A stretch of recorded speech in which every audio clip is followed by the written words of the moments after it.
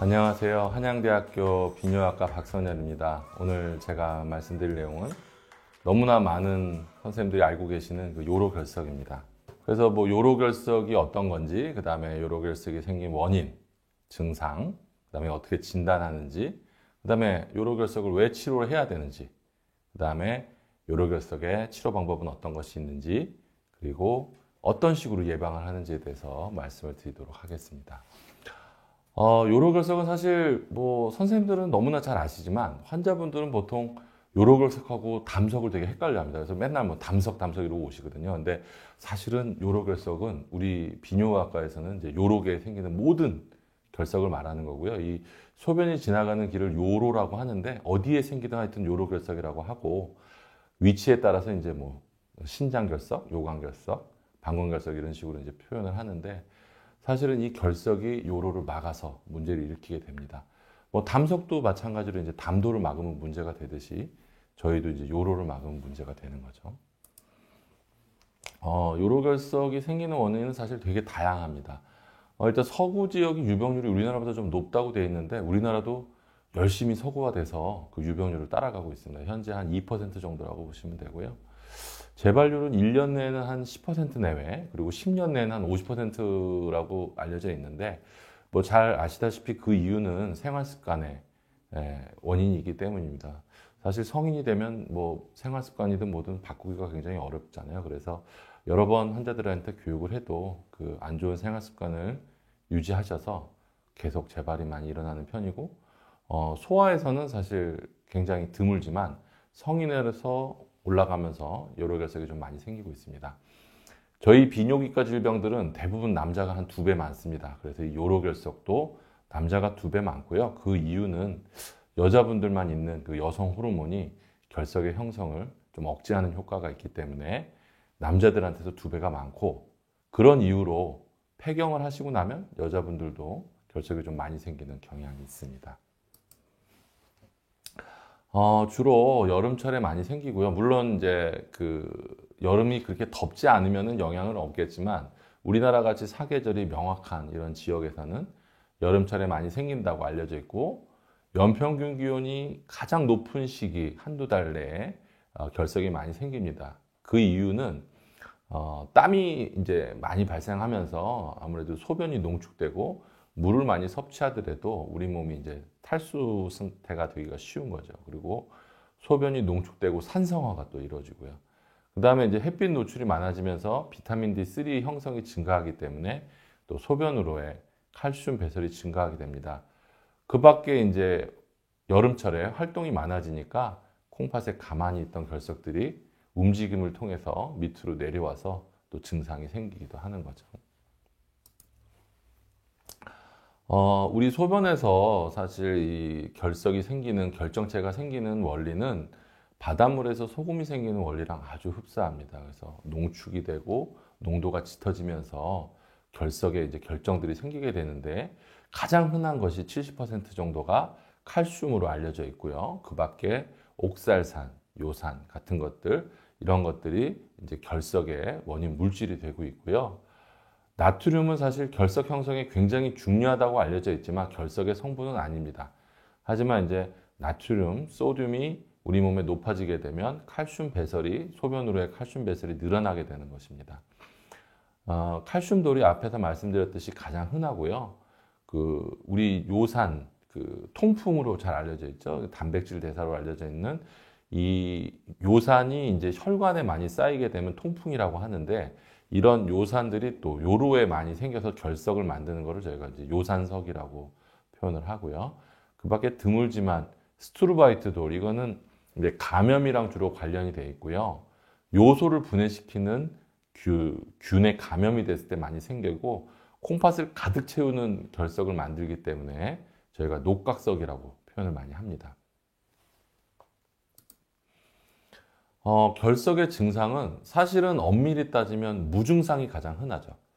증상이 없는 것이 가장 흔하지만 일단 결석의 증상이 생기면 선생님들이 너무나 잘 알다시피 아주 응급실로 바로 달려갈 수밖에 없는 산통이 생깁니다. 이게 이제 뭐 애 낳을 때처럼 아프다 그래서 산통이라고 한다는데 사실 한문으로는 애 낳을 때 그 분만할 때 산자랑 다른 거고요. 굉장히 막 꼬이듯이 아프기 때문에 한번 이 결석 통증을 알아보신 분들은 어떤 통증을 느꼈을 때 아, 이건 결석이다. 환자가 이미 알 수 있을 정도로 아주 특징적이고요. 갑자기 이 요로 중에 특히 요관을 막아버려서 신장으로의 그 요의 압력, 역류가 생기면서 과도하게 팽창되고 그로 인해서 주변에 그 신피막을 자극하면서 굉장히 심한 통증을 유발하게 되고요.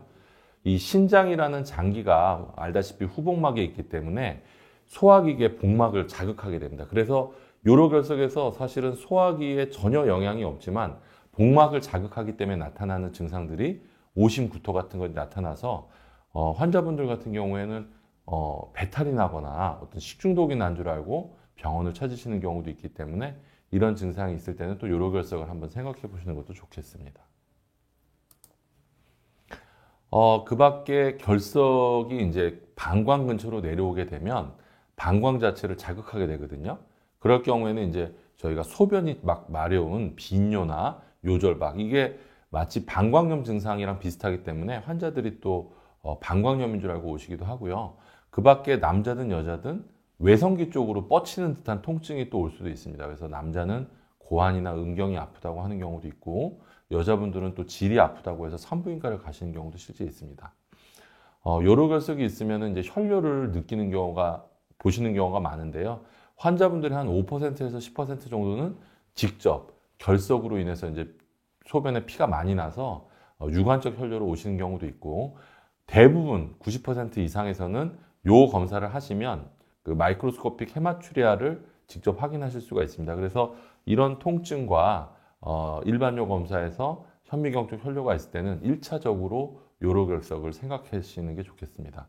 그 밖에 뭐 학생 때 많이 배우셨겠지만 저희 옆구리 이 뭐 살이 저는 많아서 잘 안 만져지는데 이 갈비뼈 뒤쪽에 보면은 저희 그 갈비뼈 12번째, 11번째 갈비뼈가 만져지는데요. 그쪽에 압통이 있습니다. 치면은 환자들이 까무러치게 놀라는 그런 저희가 CVA 텐더니스라고 하는 아주 특징적인 신체 검사 소견이 있고요.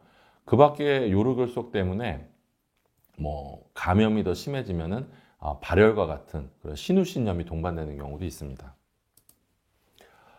그래서 결국에는 이 모든 요로결석의 증상은 요로가 막힘으로 인해서 생기는 증상이기 때문에 사실 요로가 막히지 않았을 때는 아무런 증상이 없는 경우도 많다는 얘기죠. 앞에서 말씀드렸듯이 저런 옆구리 쪽을 환자가 딱 잡고 아프다고 하면서 병원을 들어오면 일단은 결석을 생각해 보실 수 있겠습니다.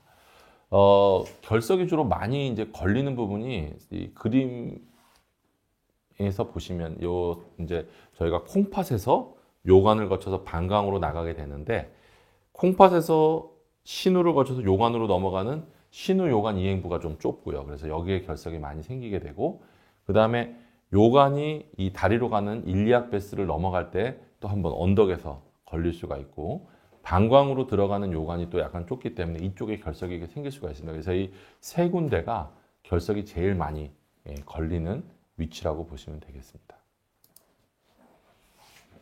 그래서 요로결석은 뭐 여러 군데 생길 수 있지만 사실 뭐 신장에 제일 흔하게 있고요. 그 다음에 증상이 있는 결석은 요관에 생길 수가 있고 그 다음에 방광에 돌이 내려와 있다가 점점 커져서 방광결석이 생길 수 있습니다.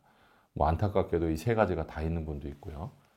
그래서 이 요로결석을 진단하는 방법은 이제 여러 가지 앞에서 말씀드렸듯이 이제 문진을 하고 신체 검사를 해서 추정을 할 수 있겠는데 가장 쉽게 확인할 수 있는 방법은 한 80% 가까이 되는 결석들이 이제 칼슘 수산석이기 때문에 일반 엑스레이로도 결석이 확인이 쉽고요. 특히 이 골반뼈에 가려져 있지 않은 상부 요관에 있는 결석들은 이 KUB에서도 굉장히 쉽게 발견이 됩니다. 요즘은 사실 CT가 좀 흔해져서 많이들 안 쓰시지만 그 예전에 이제 IVP라고 하는 이제 그 콘트라스트를 주사하고서 쭉 요로계를 확인하는 이 검사에서도 결석을 쉽게 확인할 수가 있고요. 그 밖에 요즘 이제 보험이 돼서 이 복부 쪽 초음파들을 많이 선생님들께서 하실 텐데 일단은 키드니 쪽에 하이드로네프로시스가 있는 걸 확인하면은 이쪽에 결석이 있을 수 있겠구나 확인을 하실 수 있겠고 그쪽부터 쭉 트레이싱을 해서 요관을 찾아 내려가시다 보면 또 결석이 초음파로도 확인되는 경우가 있습니다. 여러 가지 검사가 있지만 사실 가장 저희가 정확하다고 보는 거는 이제 CT죠. 근데 CT 중에서도 저희가 다이를 쓰게 되면 이 요로계로 소변으로 이 다이가 내려가다가 결석이랑 겹쳐지면 오히려 확인이 어렵기 때문에 가장 정확하게 CT로 확인하시려면 non-enhanced CT를 찍으시는 게 가장 정확합니다. 그래서 인핸스 CT를 찍어야 되는데 결석이 의심된다 할 때는 잊지 마시고 반드시 이 다이를 주기 전에 한번 CT를 찍으시고 다음에 이제 다이를 주면서 인핸스 CT를 찍으시면은 결석을 놓치지 않고 검사를 하실 수가 있겠습니다. 앞에서 말씀드렸듯이 이 단순 촬영 중에서 저희가 심플 압도멘이라고 많이들 찍으시는데 사실 비뇨의학과에서는 KUB라고 해서 약간 그 방사선 조사량이 다릅니다. 이게 제가 이 부분까지는 정확하게 말씀을 못 드리겠지만 제가 알기로는 이제 저희 비뇨기과 장기들이 주로 후복강이 있기 때문에 KUB, 키드니 유레터 블래더 이쪽을 조금 더 자세히 볼 수 있는 이런 엑스레이가 있습니다. 그래서 이런 엑스레이 찍으시면 앞에서 말씀드렸듯이 가장 경제적이고 손쉽게 그 엑스레이에 관찰될 수 있는 칼슘석들은 확인이 가능합니다. 하지만 이게 CT보다 이제 위치를 확인하는 게 어렵기 때문에 뭐 알약이라든지 아니면은 저희가 플레보리스 같은 것과 약간 구분을 하기가 어려울 수가 있는데요. 가장 흔한 그 플레보리스 같은 경우에는 사실 저희는 항상 그렇게 얘기합니다. 너무 동그란 칼시피케이션은 오히려 결석이 아니다. 저희 결석은 약간 이렇게 타원형이라든지 좀 이렇게 불규칙한 모양인 경우가 많기 때문에 너무 동그란 결석은 결석이 아닐 수도 있다. 이런 거 좀 생각해 주시면 좋겠고요. 지금 이제 엑스레이 보시면은 저 오른쪽 신장 쪽에서 잘 보이죠? KUB로도 이런 신결석들 아주 쉽게 관찰할 수가 있고요. 여기 지금 이제 보시면은 2번, 3번 럼바 버테브라 오른편에 보시면 이제 돌이 보이게 되는데요. 이게 어찌 보면은 알약도 이렇게 보일 수가 있습니다. 하지만 이거는 결석이었습니다. 그래서 수술로 빼냈었고 여기도 한번 찾아보실까요? 결석 잘 보이시나요? 여기 지금 보시면 4번하고 5번 버테브라, 럼바 버테브라의 왼편에 보시면 또 결석이 보이고 있습니다. 여기는 안타깝게도 오른쪽 신장하고 왼쪽 상부 요관에 또 결석으로 의심되는 게 보이고 있죠. 이런 식으로 사실 간단하게 엑스레이만으로도 결석을 확인하기가 쉬운 것을 알 수가 있습니다. 다음은 이제 녹각석이라고 하는 건데, 녹각이 우리 녹용입니다, 녹용. 그 저희가 뭐 영어로는 뭐 스테그혼 이렇게 표현을 하는데 결국엔 사슴뿔 모양의 결석이라고 하는 거고, 저희 그 신장 안에 보시면 이제 신배랑 신우가 있는데 그쪽이 모양이 이제 사슴뿔처럼 생겼거든요. 그러니까 콩팥 안을 가득 채우는 결석을 저희가 녹각석이라고 표현을 하는 거고, 보통 감염이랑 관련이 있기 때문에 감염석이라고 합니다. 주로 이제 저희가 마프라고 하죠. 마그네슘, 암모늄, 포스페이트. 학생 때 항상 보면 저희가 처절하게 외우다 보니까 이걸 약자로 자꾸 외우게 되는데 이제 마프라고. 그래서 그 유리나리 인펙션이 그 유레 스플리팅 박테리아에서 일어날 경우에 많이 생기고 가장 흔한 게 뭐 프로테우스, 클렙시엘라, 슈도모나스 같은 특징적인 균들에 의해서 생긴다고 되어 있고요. 이런 결석은 사실 자꾸 뭐 이렇게 체외 충격파라든지 이런 걸로 깨는 것보다는 수술로 완전히 빨리 제거해 주는 게 가장 효과적이라고 할 수 있습니다. 이제 엑스레이에서 한번 보시면 뭐 너무나 이게 명확하게 보이시죠? 여기 지금 보시면 콩팥 안에를 가득 채워가지고 콩팥이 완전히 팅팅 부어 있는 게 나타납니다. 이 환자는 증상이 없었어요. 이렇게 콩팥이 가득 차 있는데도 그냥 소변이 쫄쫄쫄쫄 내려오니까 이렇게 클 때까지 병원을 안 오신 거죠. 자, 그래서 결석을 치료해야 되는 이유는 뭐 간단합니다, 사실. 이 결석이 담석은 뭐 경우에 따라서는 이제 녹기도 한다고 되어 있는데 저희 결석은 요산석을 제외하고는 저절로 없어지지 않습니다. 그 유릭 애시드 스톤은 사실 유린을 약간 알카리화 시키면 녹는 경우도 있는데요. 대부분을 차지하는 그 칼슘석은 절대로 없어지지 않고 어떤 방법으로든 몸 밖으로 빼내야 되기 때문에 치료를 해야 되는 거고요.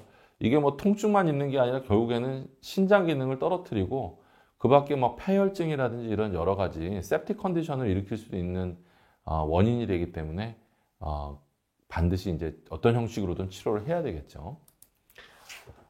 가장 많이 하는 치료가 사실 놀랍게도 기대요법입니다. 저희가 뭐 결석이 있으면 무조건 다 뭐 내시경이든 충격파든 이렇게 수술을 하거나 빼낼 거라고 생각을 하지만 사실 대부분의 결석들은 5mm 이하의 결석이고요. 또 증상이 없는 경우도 있기 때문에 신장 안에 있는 작은 결석은 추적 관찰을 하면서 환자한테 이제 그 예방 치료를 교육을 하고 물을 많이 먹게 해서 이제 저절로 빠지길 기대하고요.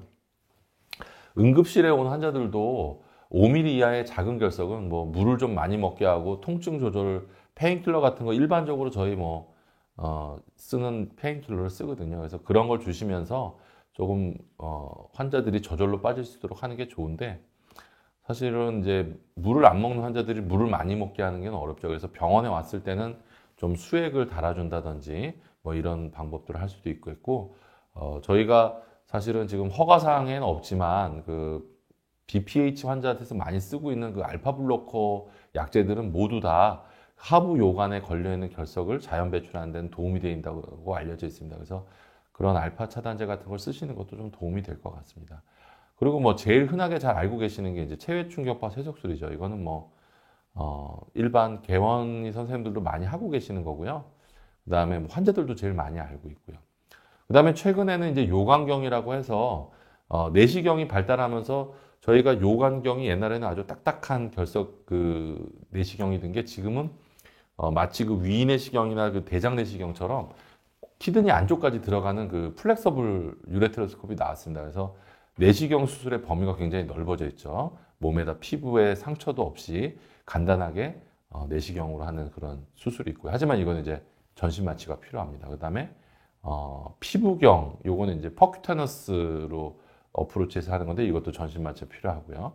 그 밖에 돌이 아주 크고 그럴 경우에는 뭐 복강경이나 개복수술, 심지어 로봇 수술까지도 시행을 하고 있습니다. 각각을 좀 간략하게 보면 기대요법 같은 경우는 한 5mm 이하의 결석에서는 뭐 물 많이 먹고 뭐 환자분들 뭐 맥주 많이 먹으면 돌 빠진다 이렇게 아시잖아요. 그래서 수분량을 갑자기 확 늘려서 수압을 이용해서 이제 돌이 빠지도록 그렇게 하는 방식입니다. 보통 4, 5mm 정도 될 때는 한번 시도해 보실 수 있고요. 경우에 따라서는 뭐 1cm가 넘는 결석이 자연 배출이 되기도 합니다. 저희가 수술을 잡아놓고 좀 지체하다 보면 환자분이 스스로 결석을 빼가지고 들고 오시는 경우가 있거든요. 근데 그런 경우는 사실 5% 미만으로 하지만 자연 배출은 되는 경우도 있다는 거죠. 그리고 이 결석이 결국에는 요관을 막으면서 증상이 생기기 때문에 이 요관이 막히면 거기 이 요관이 막 연동 운동을 해서 스스로 결석을 내보내기 위해서 노력을 합니다. 그래서 6주 이내에 보통 많이 빠진다고 돼 있고 가만히 있는 것보다는 물도 좀 많이 드시고 뭐 걷기라든지 줄넘기 뭐 일부 논문에서는 뭐 롤러코스터를 탄다든지 물구나무를 서면 뭐 돌이 더 잘 빠졌다 뭐 이런 얘기도 있습니다. 그 밖에 앞에서 말씀드렸던 알파 차단제나 진통제 뭐 이런 것들이 결석의 자연 배출에 도움이 된다고 알려져 있습니다. 그 다음에 이제 수술적인 부분은 점점 환자분들의 몸에 상처를 덜 내고 또는 안 내고 하는 방식으로 이제 발전을 하고 있고요. 주로 제일 많이 하는 게 체외 충격파 세속술이죠. 이거는 이제 원리가 우리가 태양광을 이렇게 돋보기로 모아서 불을 내듯이 충격파를 한 군데서 발생을 시켜서 반대쪽 꼭지점 초점에다가 돌을 맞춰놓고 이제 돌을 깨게 하는 겁니다. 그러다 보니까 환자들이 이제 입원을 한다든지 전신 마취를 안 하셔도 되는 장점이 있지만 한 번에 안 깨질 경우에는 여러 번 깨야 될 수도 있고 또 끝까지 안 깨지는 결석도 있을 수 있습니다. 그래서 좀 크기가 비교적 작고 환자가 뭐 시간적으로 좀 급하지 않은 경우에는 이런 체외 충격파 세속술을 많이 하고 있고요. 또 내시경, 앞에서 말씀드렸던 그 요관경을 이용한 내시경, 그다음에 신장으로 바로 등으로 들어가는 뭐 네프로스코피, 신경을 이용한 수술도 많이 시행을 하고 있습니다. 요 앞에서 이제 말씀드렸던 내용인데요. 이게 이제 요 안에가 충격파가 나와서 환자분의 피부까지 전달되는 그 공간을 물로 채워져서 저희가 이렇게 실리콘 튜브로 되어 있는 형태가 있습니다. 이 재밌게도 체외 충격파 세석기가 처음에 발명됐을 때는 이런 기술이 없다 보니까 아주 큰 수조에 환자를 그 수영복을 입혀가지고 물속에 집어넣어 놓고 충격파를 해서 환자를 이제 수영장에 넣어놓고 치료를 했었다는 기록이 있더라고요. 근데 지금은 아주 점점 소형화되고 편해져서 환자들이 되게 쉽게 할 수 있고 많이 사용되고 있습니다. 이런 이제 내시경 수술이 있고요. 이 내시경도 결국에는 발전하면서 점점 그 수술의 인디케이션이 점점 넓어지고 있고 레이저를 주로 사용하기 때문에 대부분의 결석을 거의 100% 완전히 이제 파쇄를 시킬 수가 있습니다. 이거는 돌을 통째로 잡아 끄집어내는 형태가 아니라 충격파가 밖에서 충격을 줘서 돌을 깨서 빠지게 한다면 이거는 내시경을 넣어서 레이저로 직접 돌을 깨트려서 잘게 깨서 빼내는 그런 방식이라고 보시면 되겠습니다. 자, 그러면 환자분들이 사실 제일 많이 물어보는 겁니다. 결석은 재발을 잘한다고 하니까 어떻게 하면 이게 예방할 수 있겠느냐? 사실 지금 환자분들이 생활 습관이든 뭐든 잘못해서 어떤 문제가 있기 때문에 요로결석이 생기는 거거든요. 그러면 그 원인이 되는 식이 습관이든 생활 습관을 바꿔주지 않으면 환경이 똑같기 때문에 결국에는 돌이 또 생기게 되는 거죠. 그래서 결석이 한번 있었던 분들은 적어도 1년에 한 번 정도씩은 일반요 검사랑 KUB를 통해서 결석 재발 유무를 좀 확인해 주시는 게 좋을 것 같고요. 결석이 대사 이상으로 생기는 경우도 있습니다. 자꾸 재발하는 환자들 같은 경우에는 저희가 이제 24시간 소변을 모아서 외주를 줘서 스톤 아날라이시스라고 하는 그 메타볼릭 그 테스트가 있거든요. 그래서 이런 걸 통해서 원인이 되는 것을 찾으면 그 부분에 대한 생활 습관 변경을 또 이제 환자한테 교육을 할 수가 있겠고, 이게 유전적으로나 아니면 이제 신장의 어떤 그 문제를 통해서 대사 이상으로 병이 생기는 경우가 있습니다. 뭐 또 대표적인 뭐 요산석 같은 경우도 이럴 경우에는 이제 약물 치료를 또 하기도 하는 거죠. 환자들한테 저희가 교육하는 건데 저희 비뇨학과에서는 사실 이 교육을 굉장히 철저히 하거든요. 그래서 환자분들한테 이런 분들을 좀 강조해 주시면 되게 도움이 되겠습니다. 수분은 보통 하루에 2리터 이상, 사실 굉장히 힘들거든요. 환자분들이 물을 안 드시는 분들이 결석이 생기다 보니까 굉장히 힘든데 한 2리터 정도 이상을 권장을 하는데, 환자분들이 신장 기능이 이상이 있거나 어떤 다른 심장에 문제가 있을 경우에는 사실 2리터 이상을 먹기가 어렵고요. 일반적으로는 2리터 정도를 저희가 권장을 하고 있습니다. 앞에서도 잠깐 언급을 했지만 소변으로 칼슘 배출이 점점 늘어나는 그 원인이 되는 게 결국엔 염분 섭취가 있기 때문에 염분 섭취를 좀 제한하는 것을 교육하는 게 좋겠고요. 옥살산도 칼슘이랑 결합을 해서 칼슘 옥살레이트, 그 스톤이 많이 생기기 때문에 수산의 섭취를 좀 제한하는 게 좋습니다. 요산석 같은 경우에는 단백질 섭취 제한이 아주 필수적이고요.